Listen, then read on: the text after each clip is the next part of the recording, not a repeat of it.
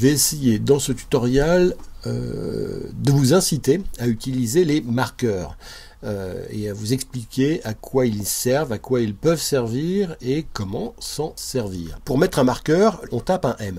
Je vais charger un rush dans le visualiseur et je vais le lire et je vais mettre des marqueurs aux endroits où je pense que je vais pouvoir utiliser ce rush. J'attends le moment où l'action va débuter, c'est-à-dire où Justine va commencer à parler. Bonjour. Donc pile à l'endroit où elle dit bonjour, je vais marquer un petit M marqueur pour dire voilà, c'est son bonjour, c'est peut-être là que je vais attaquer le début du montage. Mais je continue à dérusher pour aller voir ailleurs parce que je pense qu'elle va en faire plusieurs. Numéro 200. Alors à la une du magazine cette semaine, le Grand Prix des médias de CB News. Didier, est-ce que tu peux nous expliquer quelles sont les grandes tendances de cette émission? Pardon, je dis tendance. Voilà, elle s'est plantée, donc on sait qu'elle va reprendre. Je vais mettre un autre M à la deuxième reprise. Un M ici. Bonjour, Voilà. bienvenue dans ce numéro 200 du Vidéo Mail. Alors à la une du magazine cette semaine, vous retrouverez le Grand Prix des médias. Bon, alors pour naviguer d'un marqueur à un autre, tout de suite, on va apprendre les raccourcis. On fait Alt M pour aller au marqueur précédent. Paf, 3, marqueur 3, je refais Alt M. Marqueur 2, je refais Alt M. Marqueur 1, et pour aller au marqueur suivant, on fait Maj M. Voilà, je suis marqueur 1, je fais Maj M, je vais au marqueur 2, puis au marqueur 3, puis au marqueur 4. Donc je reprends, là je suis cette fois sur le Bienvenue dans ce numéro 200 du Vidéo Mail. Alors à la une du magazine cette semaine, vous retrouverez le Grand Prix des médias CB News. Didier, quelles sont les grandes tendances? Là, je sais que je suis sur la bonne prise, donc je retourne sur mon marqueur en faisant un Alt M pour revenir dessus. Et cette fois-ci, je mets un point pomme I. Et je vais jusqu'à la fin de ce plan large, comme ça ici, avec Justine et Didier. Voilà, ça s'arrête ici. Pomme O, et j'insère ce clip dans ma timeline pour vous montrer cette fois-ci comment on va utiliser les marqueurs dans la timeline. Dans ce numéro 200 du Vidéo Mail. Ce sont principalement les grandes marques médias. Alors voilà, là je vais mettre un autre marqueur ici, juste au moment où Didier prend la parole. Voilà, ici je mets un marqueur, et ce marqueur, je vais en plus retaper M pour ouvrir la fenêtre modifier marqueur. Et ce marqueur, cette fois-ci, est lui qui s'appelle marqueur numéro 1 de la timeline, puisque c'est le premier que je mets dans la timeline. Je vais l'appeler Arrivée Didier. Et en commentaire, je vais mettre poser son nom et sa fonction en texte en texte V2 sur la piste V2. Hein. Je sais qu'à partir du moment où il arrive et qu'il commence à parler, il faut que je dise qui il est et pourquoi et sa fonction. Alors en dessous ici, on voit que mon marqueur, il est soit c'est un point précis, soit c'est un marqueur qui donne une durée. Là, en l'occurrence, je vais poser son nom et sa fonction sur un synthétiseur qui va durer, globalement, qui va durer 4 secondes. Donc voilà, je veux que mon marqueur épouse la durée que je vais donner à son synthé, donc il soit de 4 secondes. Et vous allez voir que quand je fais OK, ici, on voit mon marqueur est étendu.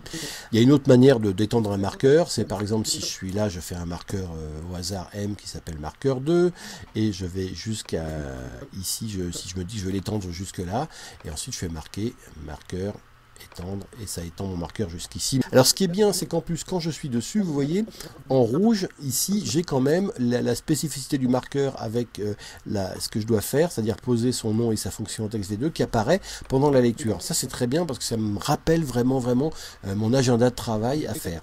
Alors il y a d'autres types de marqueurs qu'on peut faire, par exemple ici je peux poser un autre marqueur et je tape une nouvelle fenêtre. Cette fois-ci le marqueur 2, je vais l'appeler fin Didier. Et je mets chapitre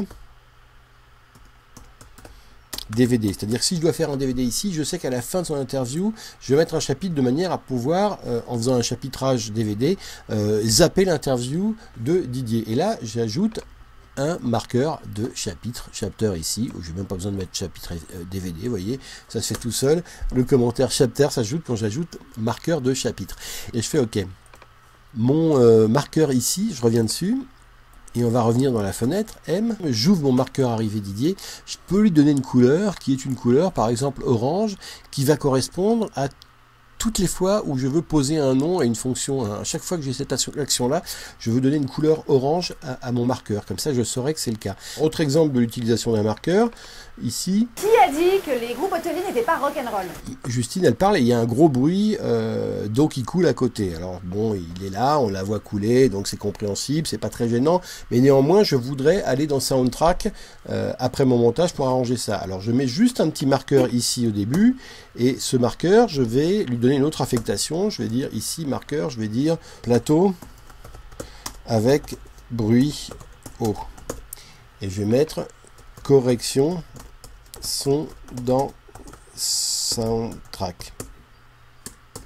Mes marqueurs, c'est un marqueur cette fois-ci de sonorisation et vous allez voir, ça va lui donner une couleur. Vous voyez le fait que je le marque en marqueur son, hein, je refais M pour bien lui a donné une couleur orange. Ah non, mais c'est pas grave, on va le changer, on le met en rose ici. Ok, donc maintenant mes scorings ils seront en rose et pour en être sûr, en plus je vais dans édition, propriété du projet et voilà, dans le rose je mets scoring. Vous voyez qu'ici on peut affecter ici les couleurs à des actions spécifiques. Donc maintenant mes roses c'est les scorings, donc les corrections sonores à faire par la suite. Voilà, donc j'ai trois types de marqueurs pour le moment. J'ai des marqueurs étendus, vous voyez orange pour dire je vais mettre des textes, j'ai des marqueurs violets pour dire c'est un chapitre, j'ai des marqueurs roses pour dire je vais faire des corrections sonores. Alors voyons maintenant comment supprimer un marqueur. Éventuellement vous avez un marqueur, vous n'avez plus besoin, vous décidez de supprimer. Alors par exemple là, je vais faire Maj M pour aller au prochain marqueur.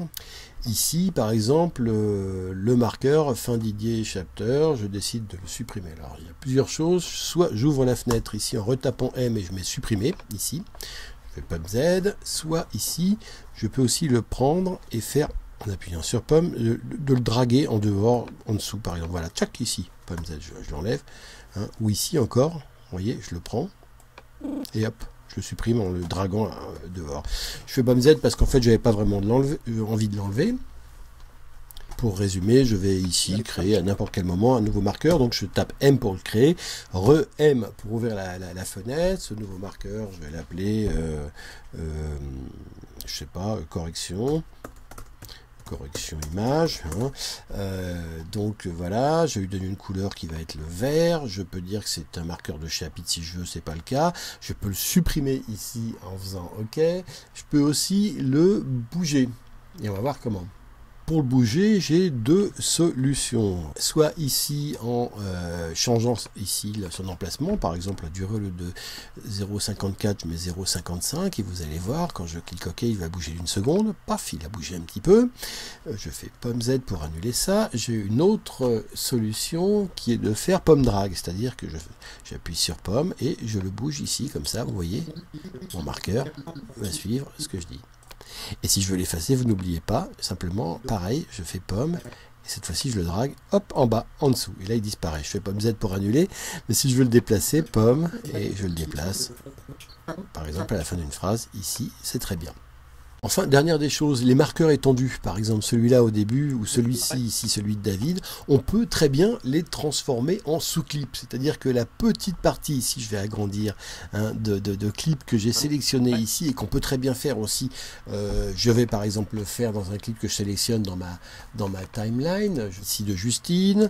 Et ça, je vais faire de cela un marqueur, ici M. Ici, je vais l'étendre jusque là en faisant cette fois-ci marqueur étendre. Mon marqueur est étendu sur toute cette sélection-là. Je vais le transformer en un sous-clip indépendant de ce clip. Je vais faire arriver le navigateur ici pour que vous vous rendiez compte. Ce marqueur étendu, on le retrouve ici avec marqueur 1. Imaginons que je lui donne un nom. Ici, on revient dessus, on fait M. Alors, le marqueur 1, on va l'appeler DDB Paris parce que c'est de ça dont elle parle. Hein, DDB Paris. Ok, vous allez voir que ça change le nom ici, ça s'appelle DDB Paris. Alors, ce marqueur ici, je peux décider de le transformer. Si ce petit bout-là, je veux l'utiliser indépendamment, je peux en faire un sous-clip en faisant ici, modifier, faire sous-plan. Vous voyez ici, le sous-plan de DDB Paris, isole complètement mon clip. Dernière chose que je voulais vous dire, c'est qu'à la fin, vous voyez ici, on commence à avoir quelques marqueurs, mais à la fin d'un montage, généralement, si on a bien travaillé, on a plein de marqueurs. On peut exporter la liste des marqueurs, parce que lorsqu'on en utilise beaucoup, ça peut être sympa. Ça peut nous permettre de garder sous forme de texte toutes les annotations qu'on a posées dans ces marqueurs. Alors, pour exporter la liste des marqueurs, il suffit de vérifier que la séquence sur laquelle vous travaillez est bien sélectionnée dans le navigateur, et ensuite de faire fichier, exporter, liste de marqueurs en texte. Voilà ce qu'elle me propose, montage dialogue, liste de marqueurs. Alors je l'enregistre par exemple, voilà ce que j'obtiens à la finale. Un petit texte qui me donne donc les commentaires qui ont été faits et leur durée et la séquence.